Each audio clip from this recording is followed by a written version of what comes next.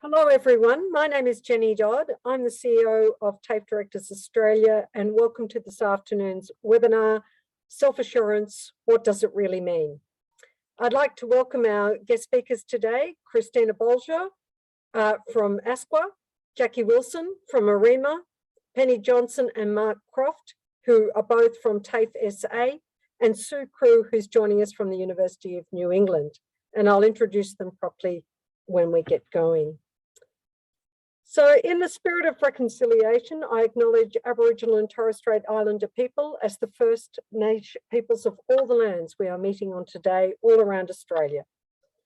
I come to you from Ngunnawal land and I pay my respects to elders past and present, and I extend that respect to emerging leaders and to all Aboriginal and Torres Strait Islander people here with us today.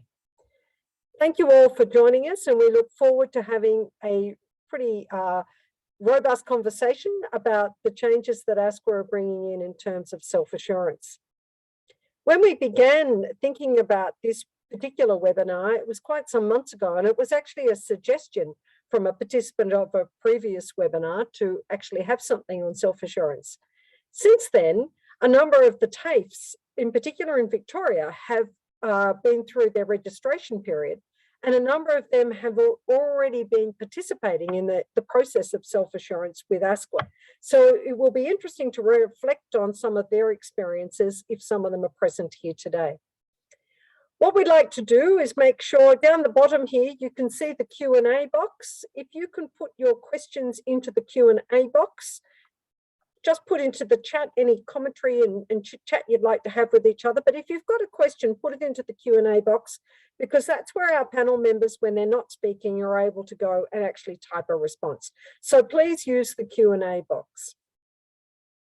Okay, let's get started then. And let me firstly introduce our first two speakers, Christina Bolger and Jackie Wilson. So Christina, many of you will know, is the Deputy CEO of ASQA. Christina has previously held leadership roles right across the Australian Public Service in policy and quite deep experience in regulation. And Christina certainly brings that to her role of Deputy CEO at ASQA.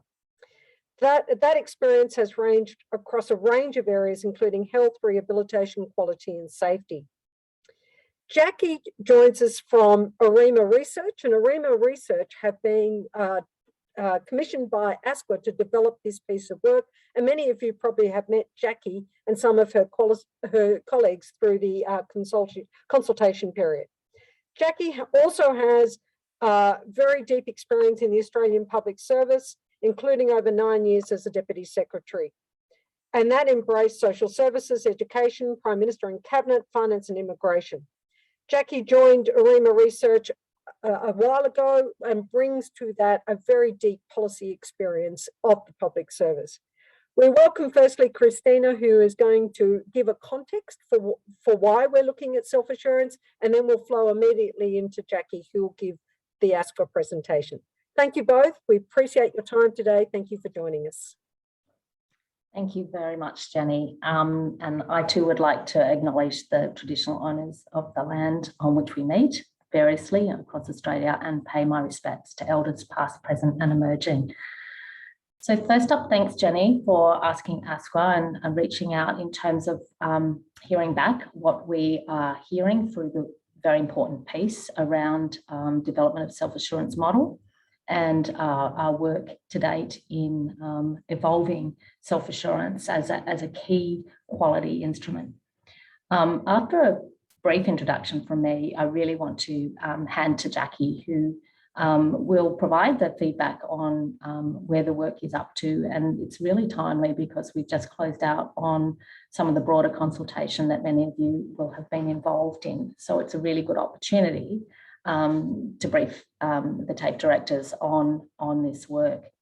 But I just wanted to just revisit and put this in the broader context of the long-term vision for ASQA and our role as regulator, and just go back a step to some of the key recommendations of the rapid review of ASQA's regulatory practices and processes.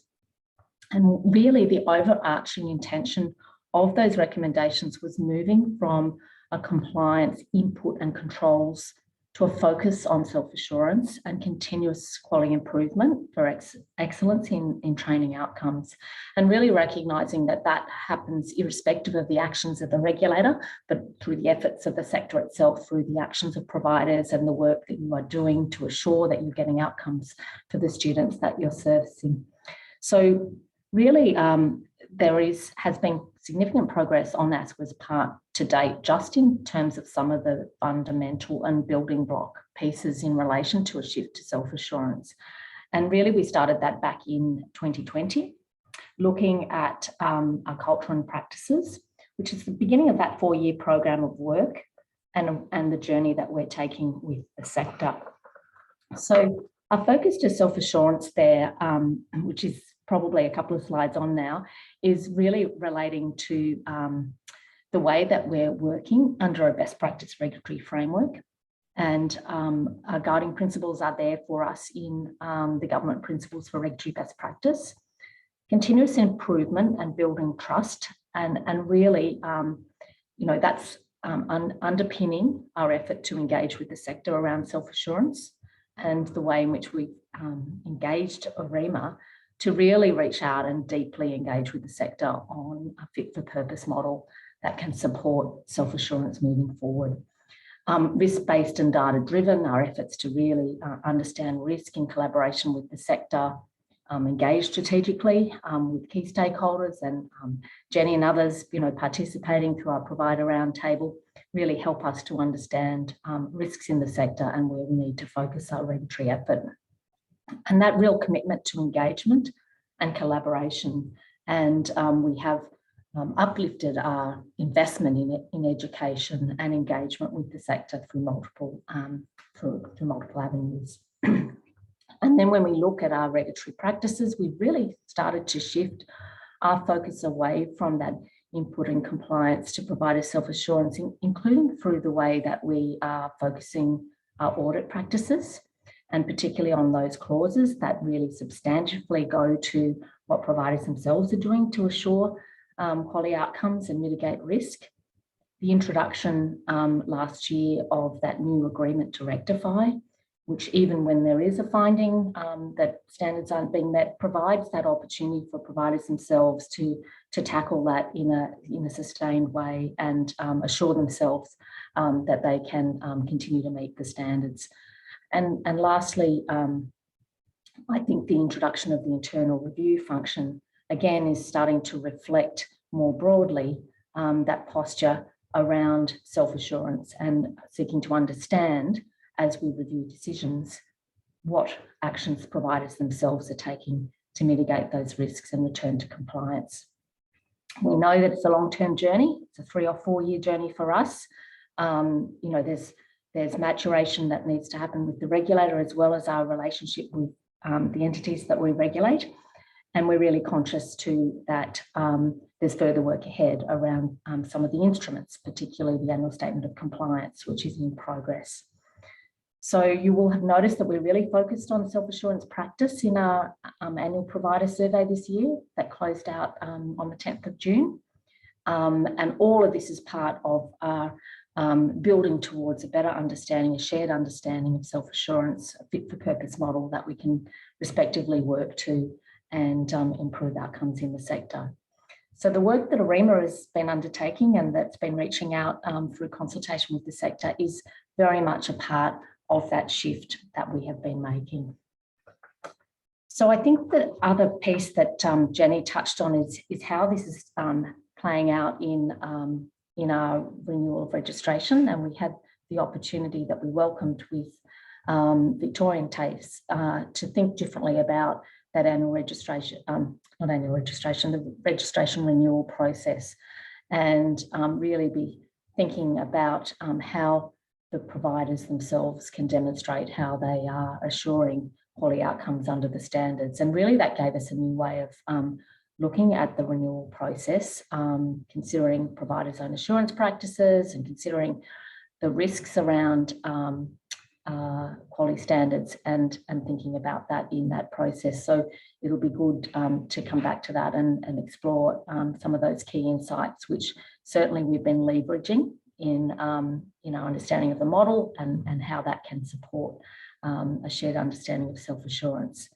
So I think we're really committed in this area. It's obviously a really key plank of our shift, and we're looking on multiple fronts to ensure that our regulatory approaches do support self-assurance of providers and to provide information and support about risks so that providers can continuously improve. We know that TAFEs are larger providers. They have governance systems and certainly well on their way with self-assurance practices that can be, we can learn from those as well. So I think it's enabling a different conversation between ASQA as a regulator and the entities that we regulate. So within ASQA, it's generating a lot of excitement in terms of how we can understand self-assurance and better apply that in management of risk in the sector. So I'll hand over to Jackie, because I'm sure you're all very interested to hear about the development of the model and what we've heard back through the consultation to date. Thank you, Jackie. Thanks, Christina, and hi, good afternoon to all of you. As Jenny said, my name is Jackie Wilson. I'm a partner at Arima Research, and we were commissioned by ASQA to be their research partner in October 2021. I must say, Christina, it feels like we've been doing this for a much longer period of time. What I'm going to do today is provide you with a snapshot on where we have come from and where we've got to, including some of our phase 3 findings, which Christina mentioned, and which we're in the process of finalising. Some of you may have seen the phase 2 report from the last round of research, which is actually on the Arima on the ASQA website. It's been it's been a really positive journey, and one that many of you have actively participated in, and those groups have been really fantastic that you've been involved in. So I wanted to say thank you for that.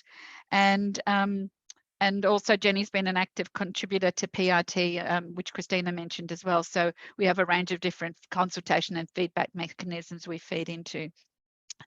Lizzie's going to be turning the slides for me. Lizzie, can we go to the next?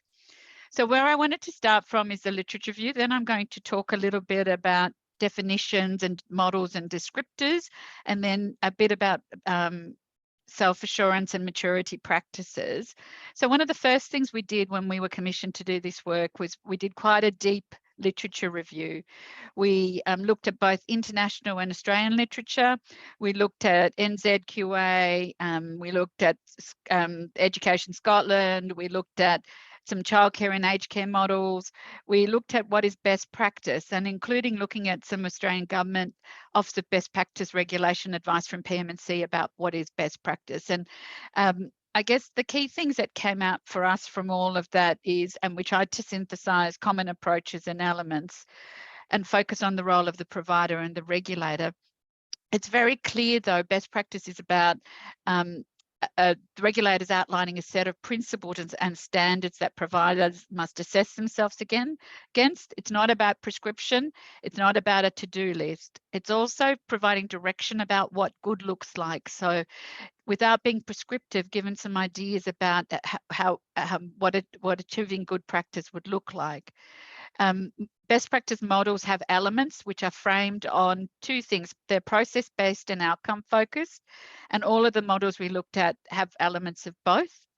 They are also framed as opportunities for providers to reflect on what they're doing well and what they can improve. So there's a lot of self-reflection in all these models. It's not a statement about where you need to be or where you need to get to. It's about every provider being on that journey themselves to identify where they are and where they want to improve. Very much focused on excellence rather than a compliance focus, although some models, I know particularly New Zealand, have a bit of a compliance at the end of the self-assurance journey if in situations where things haven't improved. Some common elements in the box down the bottom of best practice models and common elements in best practice models. They cover the following things: service design and implementation, which is linked to consumer and stakeholder needs, consumer and stakeholder engagement, which informs delivery, consumer support and inclusion, workforce capability, capacity and currency, effective governance, leadership and accountability, and sector-specific risk areas covered. You will see that some of these common elements come up in a lot of what we talk about going forward. So the literature review was a really important base for us to launch from, and it's informed our thinking as we've evolved and consulted. Lizzie, can we move to the next, please?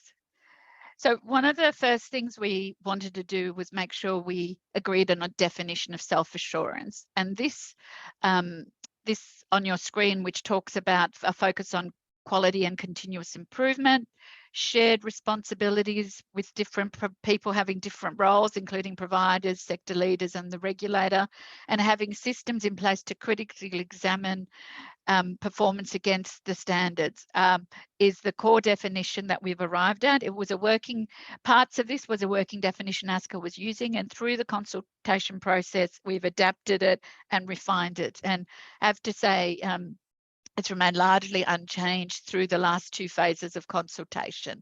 So this is the definition that we're using, and it seems to broadly align with feedback we've got over an extended period from the consultations.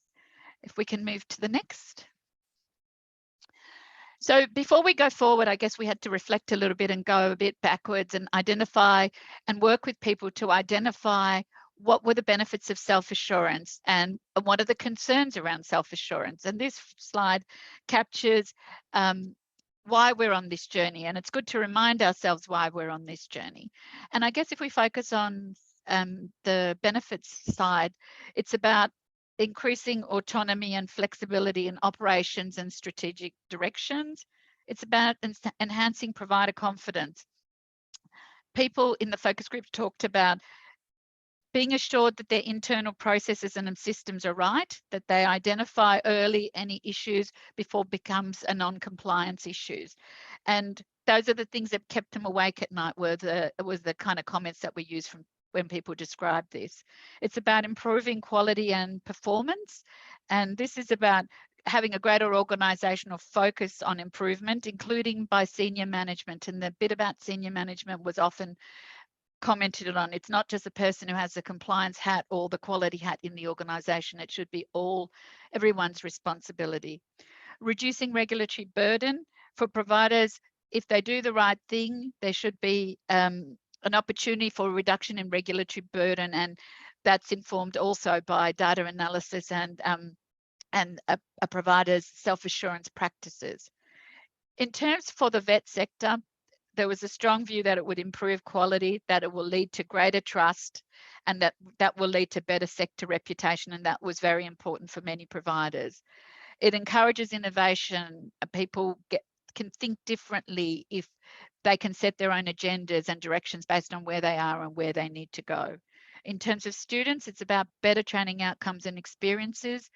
And for employers in industry, it's more skilled workforce that is responsive to industry needs. And we're all very aware about the changing needs of workers and the rapidity of the change. For ASQA, Lizzie, that bit seems to have fallen off the screen. It's about a more positive and less adversarial relationship with providers. And it sort of demonstrates ASQA's very strong agenda about capacity building. Some of the risks on the right-hand side, and I won't work through all of this, most of them were raised and are addressable through the design and implementation stages, but worried about poor performing RTOs slipping through the cracks, that they can fabricate evidence for self-assurance, and also worried in this opportunity, in this environment of self-paced, self-directed self-assessment, if providers declare that there are issues or they are not performing as well in some areas, whether there will be a punitive response from ASQA. The other point that people raised was implementation and evidencing concerns. How will they assure ASQA, how will they assure themselves that they're meeting the requirements without increasing regulatory burden? How will ASQA, does ASQA have the skills and expertise to analyse the information that's provided and interpret and respond? These were all questions that were raised as part of the discussion. Next, please. The other piece of work that we did before we started working through the model and its elements was the feedback was very strongly that we had to have some principles for what a co-design model of self-assurance looks like. And these principles have also been tested over a number of phases of consultation and completely agreed. They haven't changed in the last 2 rounds. A model should be flexible to take into account all different providers, regardless of shape and size, aligned with RTO standards, and where possible, state and territory requirements also, focused on continuous improvement rather than merely compliance.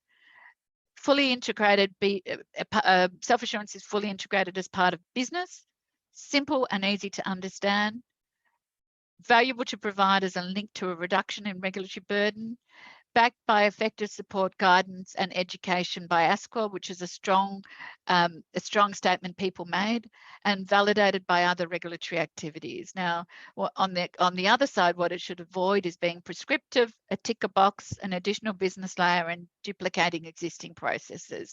So there's some quotes on those slides from people who said the principles are a comprehensive list and they're great. I guess the other point I'd make about this slide is this is not just about how the self-assurance model is co-designed, but how ASQA engages with providers. So the principles are being used for that through that lens as well. Next, please.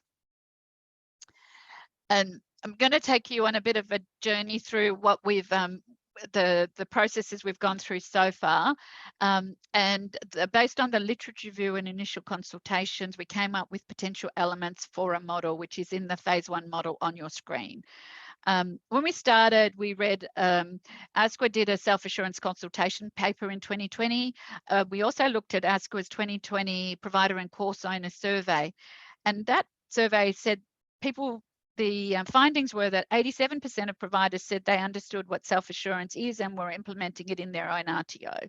However, when we looked at the comments that ASQA shared with us about the consultation paper, the feedback was everyone was doing self-assurance, but they wanted ASQA to tell them what the right model for self-assurance was. This appears a bit contradictory to ASQA as well, and hence we commenced on this co-design journey, which ASQA has commissioned with the sector.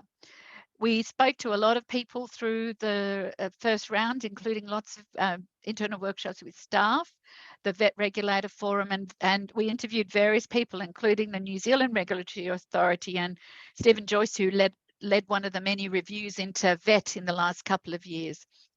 So this is a model some of you will have seen with us on the journey. It has 4 elements, and it's, I guess I call it my jigsaw model. Next, please. So from the conceptual model,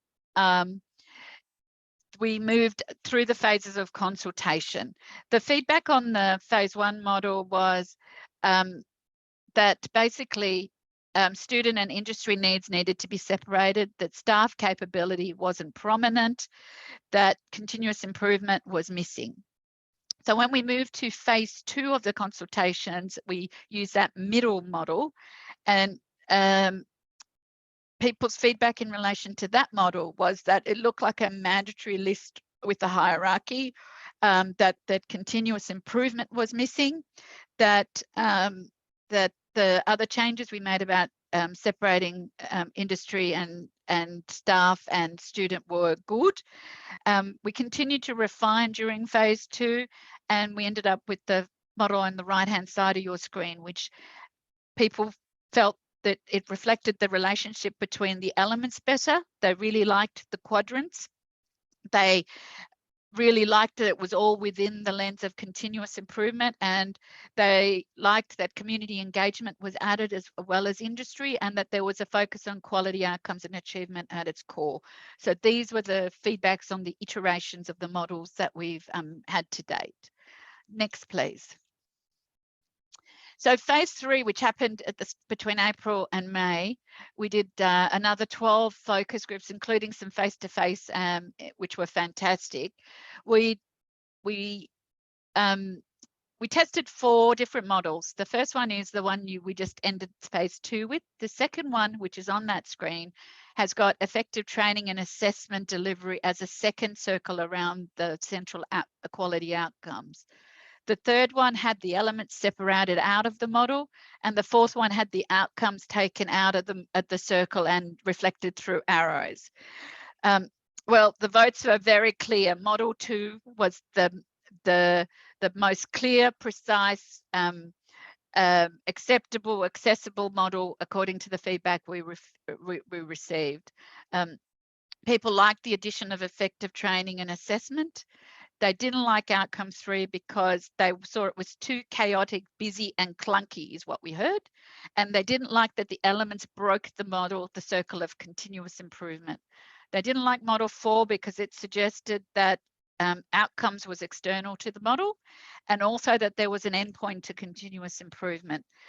So they didn't like those things about that model. And certainly model 2, which is the larger model on the screen that you see, is what was favoured. One of the things we heard out of phase 2 also was that we needed to, you can't just have a model that we need to have descriptors to match the model, because otherwise the model is open to interpretation. And if we go to the next slide, please. We took that model, and then what we started to do was develop descriptors for each aspect of the model. And what we did was basically use the literature review and drafted some descriptions for the various elements of the model. And the feedback from phase 3 was very much about that that providers found it significantly easier to follow a model with descriptors, to have trust in the model, to understand the interpretation and the application of the model. Now, what we did was we drafted a fact sheet, and we put all this on a fact sheet, and that's the mechanism we used in phase 3 to test people's feedback. I don't think there'll be anything surprising for you on this page. This is the model descriptor. It talks about continuous improving against the standard. It talks about the 4 foundational elements: leadership and governance, staff capability and development, student engagement and support, and industry and or community engagement. Then it talks about these elements lead to effective training and assessment delivery, which was the second circle, and that supports the outcome, which is quality outcomes and achievement. And it very much reinforces this message down the bottom, which is it's about building providers' capacity and desire to improve their own outcomes. They have to determine where they're at and where they need to go and the steps they need to take, and they choose the mechanisms that best support them. So under this, if we move to the next slide, what we work through in the phases of in the consultations in phase 3 was we sought to define all aspects of the model. So on this slide is quality outcomes and achievement, and we agreed on some language for descriptors, which is outlined on that page. So quality outcomes and achievement is about improving learning and meeting student and stakeholder, industry and community needs, focusing on student achievement and development, meeting stakeholders' needs and purposes, and adapting training packages, training to changing stakeholder needs. And it's about encouraging and choosing the right self-assurance activities as best suits the needs of the organisation and meets the obligations under the standards. So that's the central outcome ring. And then we went to describe the effective training and assessment delivery ring, which is the next one around it. And it's about enabling learners to meet training requirements and gain industry relevant skills and knowledge, and may include a range of different practices. So I just want to remind everybody also that if one of the principles is this model and the descriptors need to be appropriate for all providers. So there was a lot of looking at words. There was a lot of making sure the words were aligned to the standards. There was a lot of trying to not be too specific in terms of vet sector terminology. Words like learning credits were removed because it was seen as being too specific rather than a broader commonly used language. We refined and removed some subjective terms such as good and effective on the journey as well. Next, please, Lizzie. So then the next level down was refining the model, the element descriptors, and we've got some element descriptors here which cover leadership and governance, student engagement and support, staff capability and development, and industry community engagement.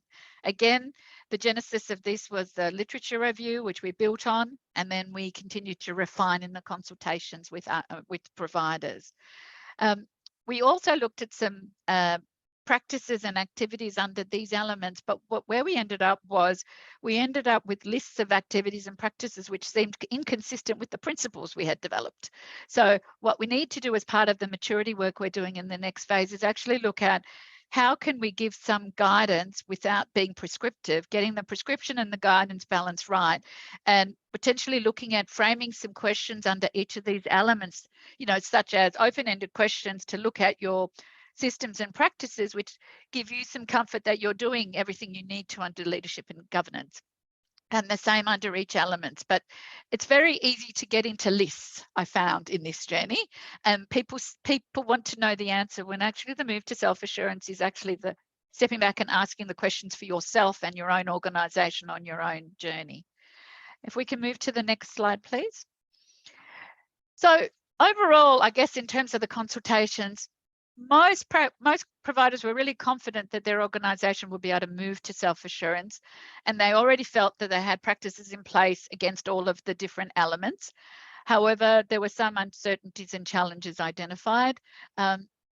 People are worried that ASQA will have specific requirements for self-assurance systems and practices, and they'll be unaware or unable to meet them. In terms of maturity across the elements of the model, I guess everyone seemed to be focused, and there was a moderate level of maturity in terms of student engagement and support, very core to what people did. And that was really coming through quite strongly. In terms of leadership and governance, most providers had multiple activities in place in relation to this element, and the actual practices and activities varied considerably. In terms of staff capability and development, it was more of a lower maturity was identified in relation to this element. Most assurance activities were about compliance with the standards and currency of qualifications, probably less on the development side than the capability side. In terms of industry engagement, there were a range of activities being undertaken by providers. People were having difficulty in documentation of those activities, and how do they get into a system and practice that works, and how do you engage in a meaningful way on an ongoing basis where you're doing it to add value rather than just to say that you've done it. So those were some of the conversations we had in relation to maturity of practices. And as I said, this delving deeper into maturity in relation to the elements of the model will be a next phase of the work that we get involved in. If we turn to the next slide, please, Jenny.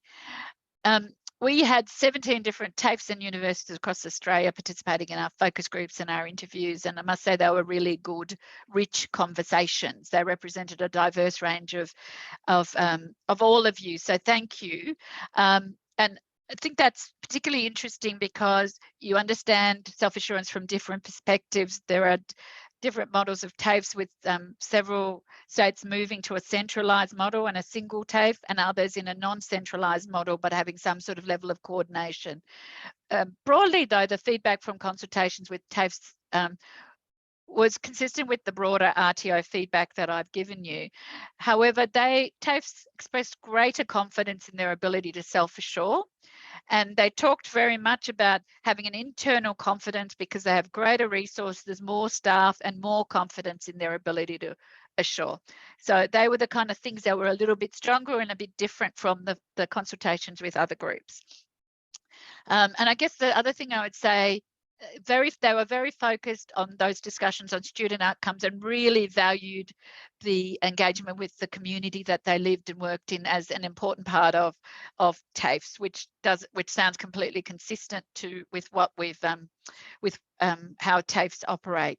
I know Penny and Mark will talk about the South Australian experience shortly, and I know that there have been, you know, the other kind of comment I guess I'd make is we heard that TAFEs are large organisations and the shift to self-assurance will be a significant change management exercise, that getting individual teams and teachers to come on the journey will be critical. So while there are lots of structures and frameworks in place at the TAFE level, and there is a view that they are resourced as larger providers better than smaller providers, there are some concerns around getting the change to happen all the way down the line.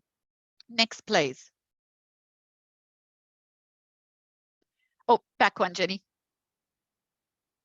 So in terms of key takeouts and learnings, most providers are supportive of self-assurance and undertaking self-assurance practices and activities that are consistent with the model descriptions. Many are wanting to see what ASQA requirements will be and wanting to make sure they'll be able to meet them. Providers want guidance aligned to the model elements without being prescriptive. And this is an area of further refinement that we'll be moving into in the next phase. For many, they often slip into, what does ASQA want us to do? How do we assure ASQA? And it's really hard to flip that to get them to focus on assuring themselves and that they have systems in place to meet the needs and to be able to demonstrate their performance against the standards. There's strong support amongst providers for ASQA's move to a more collaborative and capacity building role, and for ASQA to have a lead role in educating the sector about self-assurance. ASQA's already started this journey and they really want ASQA to keep going. They think they're heading in the right direction. Just mentioned briefly, we also consulted on the annual declaration of compliance, and there's strong support for changing the annual declaration on compliance to align with a self-assurance approach and increase the value of the process for ASQA and for providers, aligning up to a self-assurance model, including the elements, and not be binary in the way that providers feel they have to respond. And I know that Christina and her team are doing a lot of work in looking at how that process might change and possibly piloting a few approaches as well. Jenny, that's me. I hope I've done it in time, mate. And this is some info about contacting ASQA. Jackie and Christina, thank you very much, both of you, for putting forward and demonstrating the work that's been going on for some time now, really, and the way in which you've consulted and made changes to those models. And I think that that's been a really commendable part of demonstration of continuous improvement in many ways. So thank you very much, Jackie, and thank you, Christina. I do encourage you, if you want to put up a question, to use the Q&A. There's been a few questions around the slides. I'll just throw this to Jackie. Is there any reason, Jackie, we won't be able to distribute those slides to anyone who registered today? I think that will be fine if it's Definitely. okay with you, Christina. Yeah, there's no reason. This was part of our planned program of getting these findings out, so absolutely.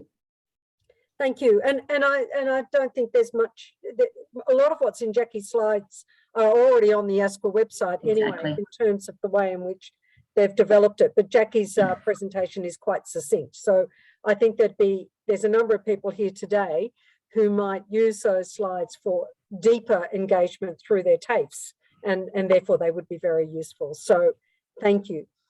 We're now going to turn to TAFE SA, and we started a conversation in TAFE well over 12 months ago around self-assurance. And when I joined TDA at the end of August, beginning of September last year, I had a look, and that many of the TAFEs had actually shared their emerging, if you like, or models of self-assurance. And one of the things about the TAFE SA model that really struck me was the strong commitment of senior leaders to engaging in the self-assurance model. So I want to thank Penny Johnston, who's the Executive Director for Academic Development at TAFE SA. And Penny has had professional experience outside of TAFE as well, right across corporate taxation, legal publishing, and so on, and brings to her leadership in TAFE SA in quality and compliance that broad industry experience. And she will be joined by Mark, TDA's chair of our quality committee. So Mark has been the Director RTO Quality and Compliance at TAFE SA since April 2018.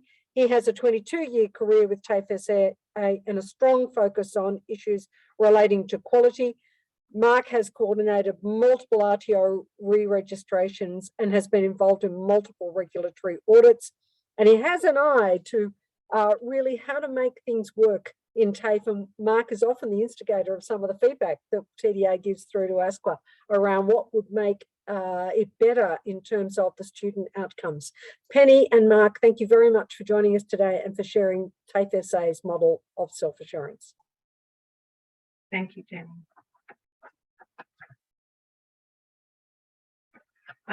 So we've entitled the presentation Monitor, Evaluate and Continuously Improve. I think, Jackie, this phrase was in some of your documentation, and we particularly liked it because we thought it would resonate with our educators and our staff about how to make it work. So we think we'll be repeating this phrase a number of times over the next few years. Next, please.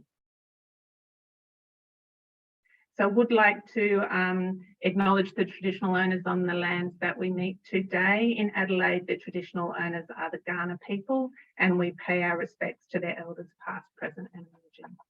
Next, please. So what we wanted to talk to you about today is a bit of an overview of our current quality framework and the components that existed prior to the emergence of ASQA's draft self-assurance model. We want to talk about systematizing industry engagement, as we feel that's a real focus area for us. Mark's going to talk in detail about data governance and reporting systems and practices for systematically monitoring, evaluating and ensuring continuous improvement. Also our satellite process, which we previously called self-assurance, but we'll probably change the name to self-reflection or something like that now that we have an emerging self-assurance model that will cover everything. And we'll also address some further work that we're doing in the next 6 months and some recommendations for other RTOs. Thank you. Next one, please. Next one, please. Next Lyndall. So first of all, I'd like to acknowledge that all TAFEs will already have frameworks, practices and strategies in place that will likely be a really strong foundation for their approach to self-assurance. If you take a look at us in June 2021, this was what we already had in place. On the left is our quality framework. It has a continuous improvement symbol at its centre. At the top left of the quality framework is our quality assurance component. This is primarily composed of our internal audit program, which is designed to meet compliance requirements, clauses 2.1 to 2.2 of the standards for RTOs, as well as adherence to the quality system requirements of the delegation agreement with ASQA. Our quality assurance also comprises our quality education management system. So that provides quality management processes for the development and authorisation of assessment tools and a mechanism for storage of those tools. So all our educational programs must use the authorised assessment tools in our quality education system, or QES. Now, every Monday morning, our education managers and our educational directors get tailored emails from QES stating how they're tracking against their scheduled assessment development requirements for their training package transition. So that's the continuous improvement that we've implemented. The next continuously improved stage of QES will be as a learning materials repository, and this is currently being trialled and is undergoing user assessment testing. Other elements of the quality framework, we have course review. So there's regular review of existing courses conducted external to the educational program with recommendations to retain, remove or redesign. And our target is 100 courses a year to review courses in this way. In terms of educational product development, we also have a clear process for evaluating new ideas and testing those new ideas against strategic, industry, quality and financial measures. What we've called self-assurance, our satellite program, which Mark will elaborate on further, is annually facilitated reflection by a teaching and learning specialist using an evaluation tool and informative data sets with educational program areas to highlight the quality elements and identify areas for improvement. Together with our quality framework, we have a series of strategies, teaching and learning strategy, digital strategy, teaching and learning standards, disability access and inclusion plan, as well as our strategic plan and reconciliation action plan. Now, all of these strategies and plans have explicit and implicit goals, objectives, activities that support quality outcomes and student achievement. Additionally, we have a TAFE Educator Capability Framework developed by a Centre for Educator Practice. This currently supports compliance, and we can build on this for self-assurance. Thanks. Next slide, please. So we have our quality framework, we have our educator capability framework, And from mid-2021, we've commenced a significant transformation program called Bolder Future. So Bolder Future includes programs of work around training and education excellence, transforming the trades, policy synchronous delivery project. We've got a focus on priority student cohorts. We've got a digital first delivery program that includes technology enhanced learning and introduction of a video content management system. We've also got strategic workforce planning around the skills that we anticipate all of our staff will need over the next few years to support this transformation. We've got infrastructure for innovation program and a program around governance and operations excellence. So if we take all those elements and start to integrate them into a model that we have in 2022, this is what we've got on the right. Now, this isn't an approved model. This is just our attempt for this presentation to actually capture what we've been doing and what we've been building on. But what's new is this strong emphasis on industry engagement insights. And I will talk specifically to some of the work that we're doing there.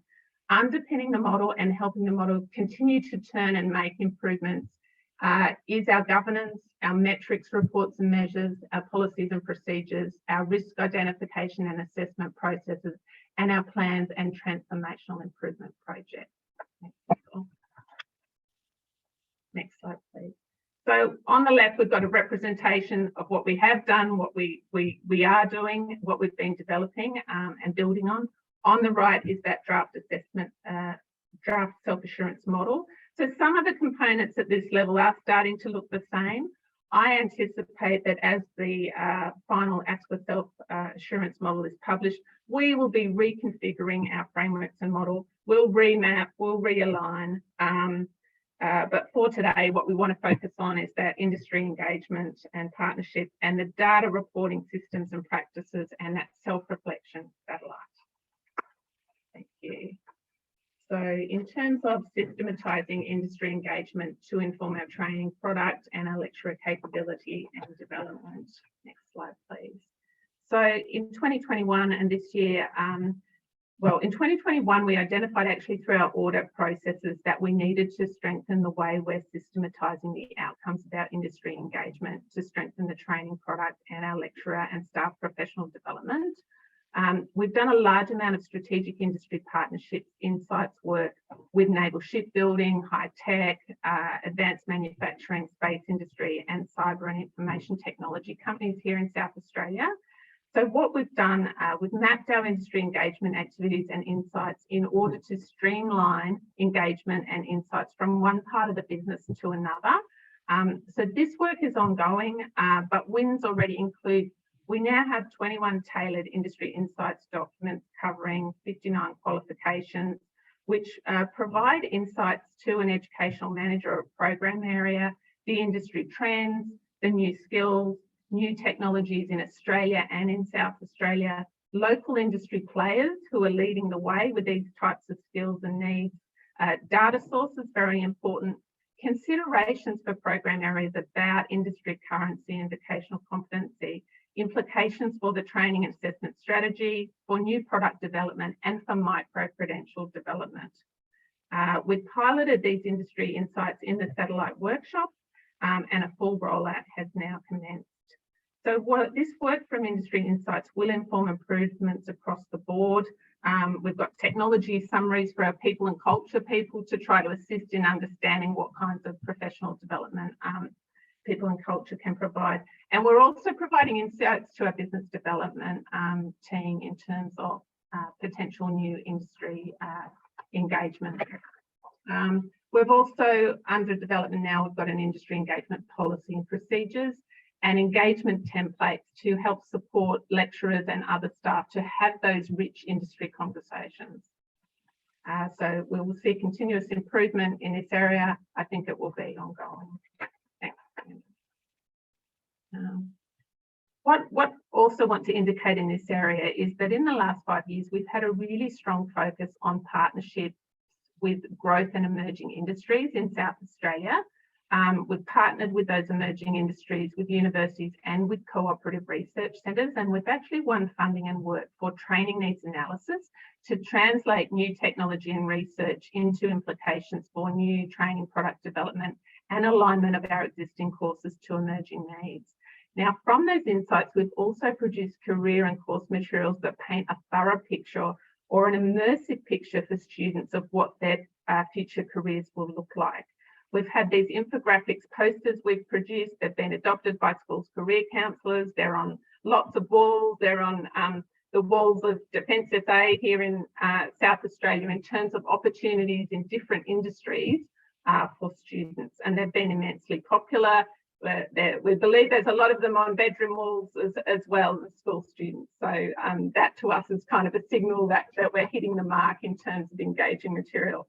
We've also created immersive experiences of industrial environments. So the capability class frigate that we have is a full-size 3D CAD model of a frigate with various different areas of the frigate that students can explore in VR. And we found this is a fantastic engaging tool, not just for our students, but also for prospective students to understand the industrial environment. So we believe immersive learning tools are equally important in the classroom and with our students, but also with prospective students to encourage an understanding of the industrial environment. We've had strong collaboration with the Australian Space Agency, Australian National Fabrication Facility on new skills for technician level job roles. And we've also won funding with the University of Adelaide for Career Spark, which is an immersive interactive industrial environment with avatars for prospective students to explore different industrial environments, more immersive environments. The next section will be presented by Mark in relation to our data governance. Thank you. Thank you, Penny. Lyndall, if you can move to the next one, please. So over the last 18 months, we have established a series of academic measures and metrics that we're using to monitor, evaluate, and continuously improve the quality of our training and assessment. Some of these are reported quarterly and some are reported annually, and they have been mapped to the standards for RTOs, the higher ed threshold standards, and also align with our quality framework. The reports and or the categories and the individual reports are listed in the slide there. And what we found is that the data has both confirmed some things that we intuitively knew, but also identified a few things that are either surprises or opportunities to delve deeper. So examples of that would include confirming that we have higher pass rates with our international students than non-internationals, which we should expect given that international students need to make appropriate course progress in order to maintain their visa. Higher pass rates with our apprentices versus non-apprentices, which again, we should expect given the commitment to their employer and their employment in their training. And some of the interesting things that we found have been no material difference in pass rates between regional and metropolitan students, and also identifying those pathways that school students are taking up. So we went back to 2018 to look at all school students who enrolled with us in 2018 and track them through our systems to see, did they enroll again in TAFE at a future point? And what we found was the high preference or the highest uptake of pathways was for traditional trade areas and hands-on training in addition to the traditional trades, the SIT, tourism, hospitality training package, and also hair and beauty. If we can move to the next one, please, Lyndall. So our metrics go to both our internal committees, but also the Academic and Quality Committee, which is a subcommittee of our board. Reporting these metrics to these committees has enabled feedback and refinement of these academic measures, and now provides us with baseline data that we can use potentially in the future to establish benchmarking. We'd also like to be able to move to a more automated reporting through our systems and use what we have done in some cases quite manually this time around as the first instance, to now that we know what we need and what we want to be measuring to build them in as automated reporting going forward. And it has also enabled us to build a high level of trust and collaboration with our board as they push us to continually improve and also delve deeper into specific data. Next one, please, Linda. So, and one more, please. So our satellite program is part of our quality framework, which has as its core principle a journey from compliance through quality to innovation. What you see on the screen there is a snapshot of what we call our satellite placemat, which is where the outcomes of satellite workshops are recorded and the SMART goals are developed. The satellite program enables educational teams to review, reflect, and critically examine performance and then identify specific actions as part of a continuous improvement cycle. Satellite is undertaken via workshops facilitated by teaching and learning specialists, in which data from a range of sources is used to identify SMART goals to inform continuous improvement activities. Data considered includes internal audit findings, completion and withdrawal rates, training and assessment strategies, industry workforce insights, market share, and student, industry, and employer feedback. This process is intended to engage educators in dialogue beyond compliance, enabling to self-identify opportunities for improvement and innovation, and ownership of the resultant SMART goals. Next one, please, Lyndall. And again, thank you. So in terms of our future focus, what we've identified is for TAFE and understanding, I think that all the TAFEs are at different stages of where they're at, and will be stronger in areas than we are, and maybe have areas to develop that we have already done.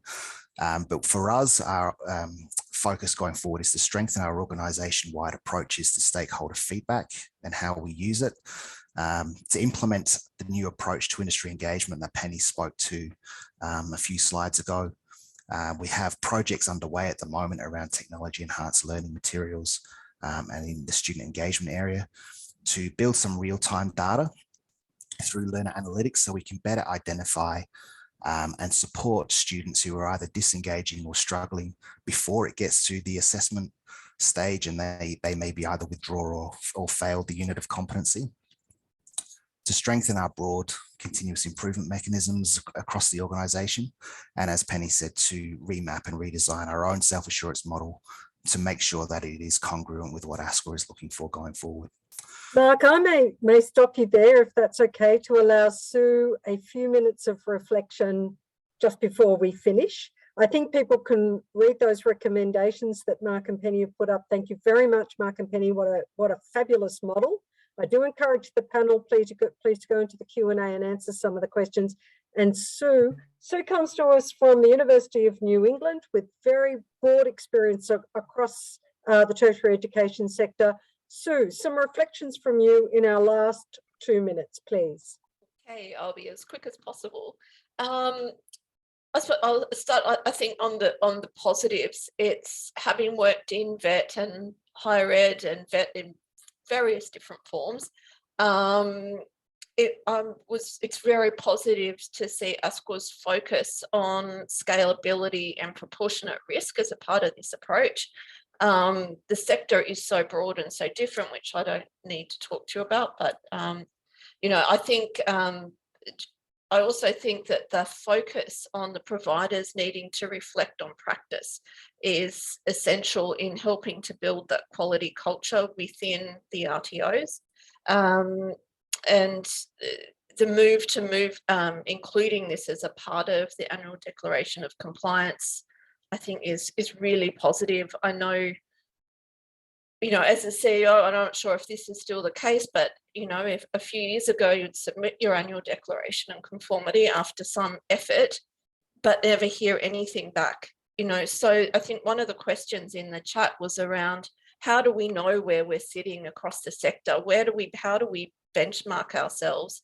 And I think if ASQA are able to somehow close that loop back to providers, it will really change the way that a lot of providers engage with that process. And I really liked, I think it was Mark at the end, said, you know, it's really important to choose the activities that suit your organisation the best. Otherwise, you know, you can build the biggest, best looking thing, but if it doesn't fit within your culture and your expertise and your delivery mode, it's not going to add value. And I think Jackie was talking a lot about, you know, having the system that works and that it's not an additional process. And I think keeping that principle in mind is really important. And then I suppose just a few potential suggestions with some experience, and having only just looked at Jackie's model 3, so some of them I might not have read all the way through, and picking up on the comments around benchmarking, which is difficult. I know when I was working in an RTO, finding people to do peer-to-peer benchmarking is not easy. I think if as a sector we're able to really build a good practice database where people can go and look at things that are working in similar sized organisations, things that have even the ASQA have deemed to be, they've seen this as highly effective. I think that would be a really positive move into the future. And the others, I'll be very quick. I think one of the things we might want to do a little bit more of, and maybe it sits at the provider level rather than ASQA, is what does continual improvement look like? It's not just having your quality cycle, it's around what you do with it. And having audited places all over the place, domestically and internationally, I think one of the first things I go to look for in the documentation is whether their QA processes are informing risk, planning and budget. Otherwise, it's a standalone activity.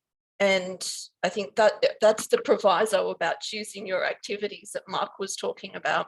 If you're going to pick one element that I would recommend, that is the tie between the process, ASQA, and moving forward, it is that closing of the loop within your governance processes that I would deeply recommend. And last but not, I can I think we throw may one have more to in? leave it there because we Okay. are just 1 minute over time.